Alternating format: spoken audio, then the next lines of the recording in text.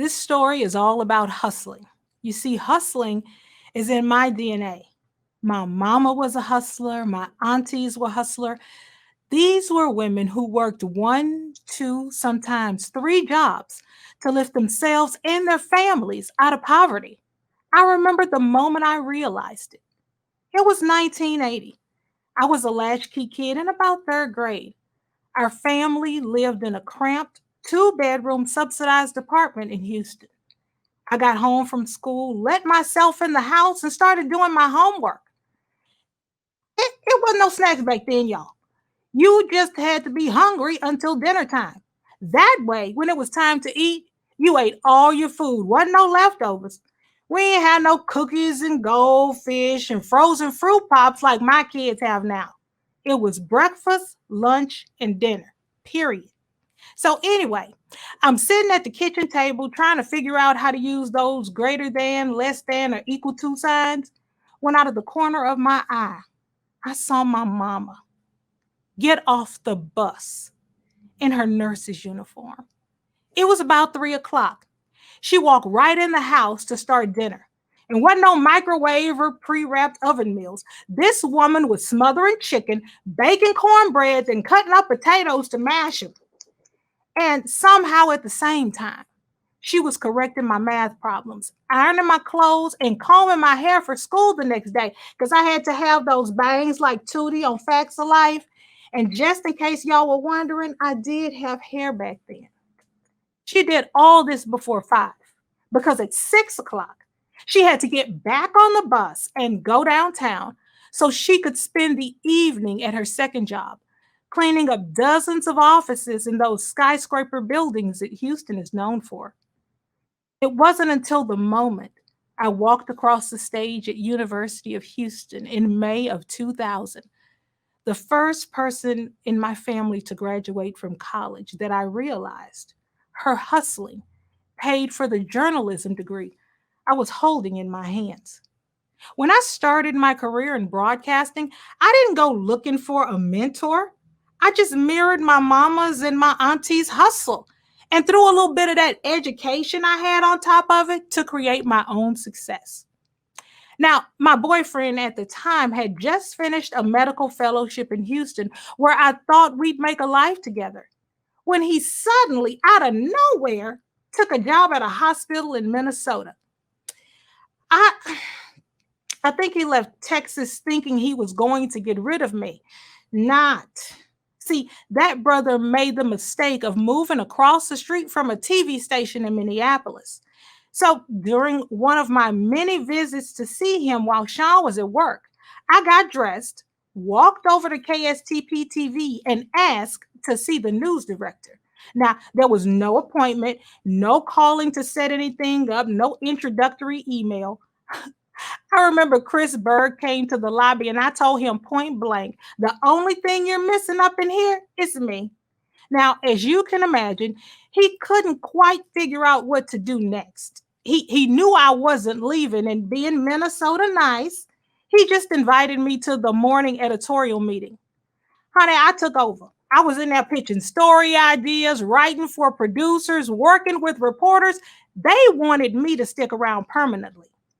Well, when Sean got home from work, he walked into his apartment and I was gone. The door was unlocked. Child, he thought somebody had kidnapped me. He was about to call 911 and report me missing until he turned it on Channel 5 and saw me in the background of a live shot running scripts to the studio. Let's just say that break he thought he was getting by leaving me in Texas didn't quite work out like he planned. Breaking news, Sean and I got married a few months later. I was hustling hard at KSTP TV, and folks took notice. I won an Emmy and two Associated Press Edward R. Murrow Awards. I went from working behind the scenes to anchoring my own TV show.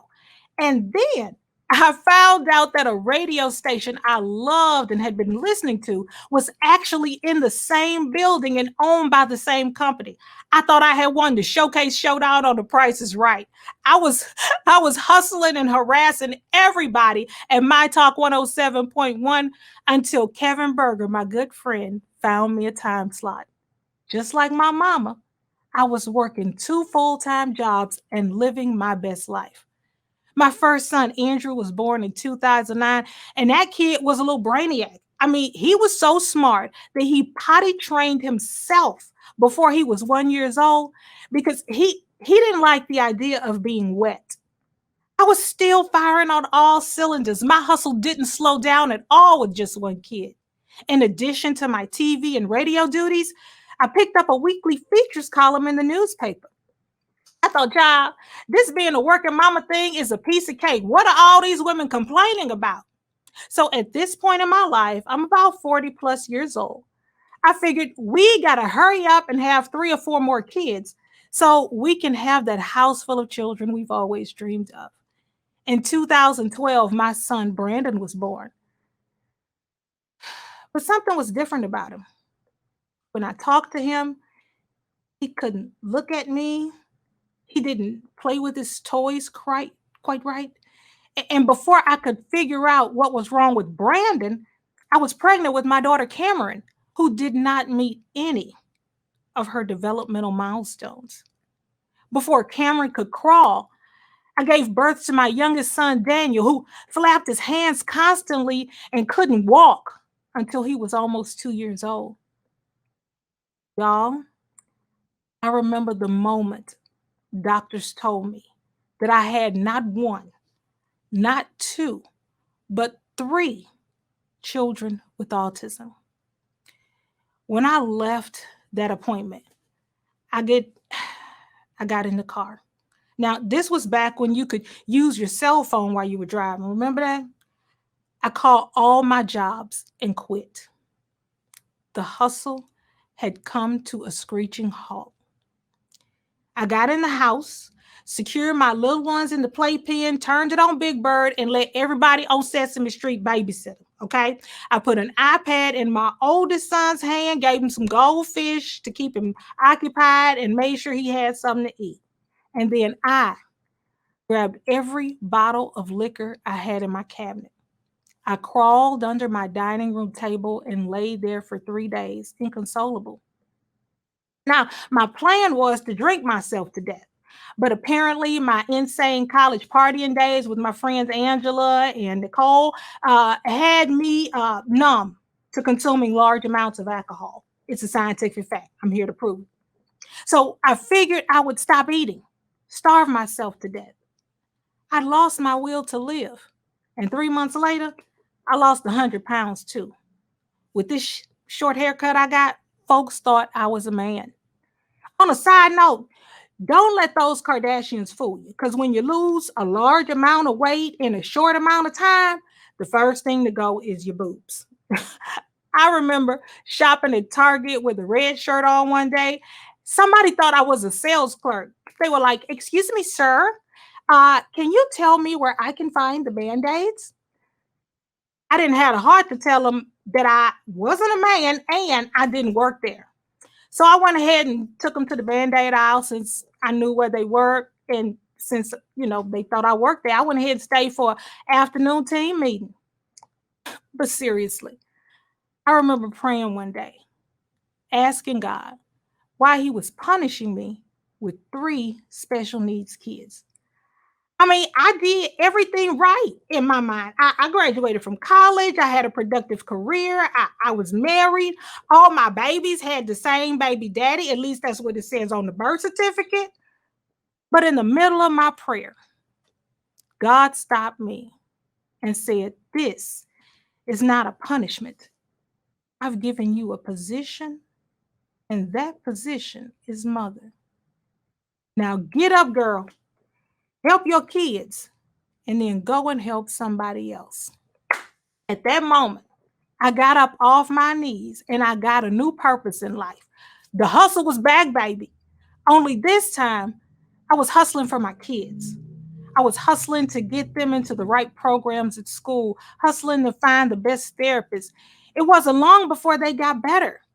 After 2 years, Brandon and Cameron tested off of the autism spectrum. And Daniel, my youngest son, who didn't talk until he was 4, is now reading on a fourth grade level, and he's only 6 years old. Now, it wasn't long before word got around about the progress that my kids were making. And other parents started contacting me because they wanted to know what I had in the secret sauce. They saw my kids' success and wanted the same for their own. At first, it was like one or two calls from moms on a mission. Then a couple dozen messages a day started pouring in. I answered each and every one of them, giving every parent as much time as they needed because I wanted to let them know that they could lean on me for support. And I always assured them that things can and will get better.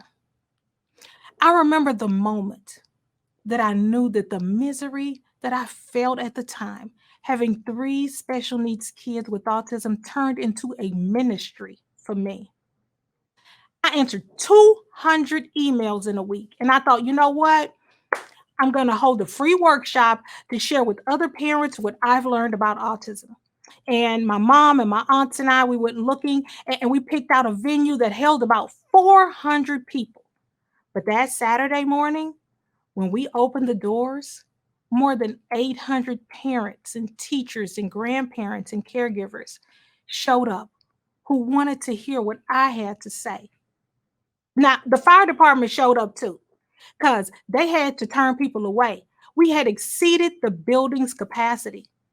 Since then, I've put on dozens of autism seminars and training sessions for parents and educators, all of them, every last one of them, free of charge.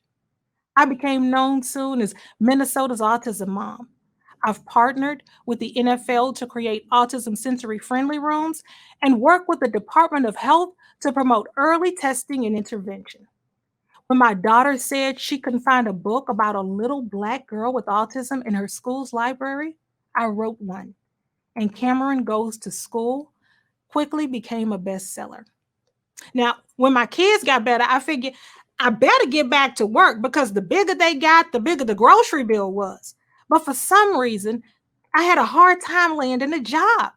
I was pounding the pavement looking for work, but nobody would hire me. The bills were due, my bank account was busted, and I found myself following Brinks trucks around, hoping somebody would drop a bag of cash out of the back door. Then one night, after I put my kids to bed, I turned on the television and stumbled on the 2019 BET Awards. I remember it like it was yesterday. In an acceptance speech, Tyler Perry said something so profound that it liberated me. Instead of fighting for a seat at the table, build your own. It was in that moment I saw that my way forward was to become my own boss. I founded ShelettaMakesMeLaugh.com, a podcasting platform for Black folks, a place to share our stories and talk about our concerns with listeners hungry to hear voices like their own.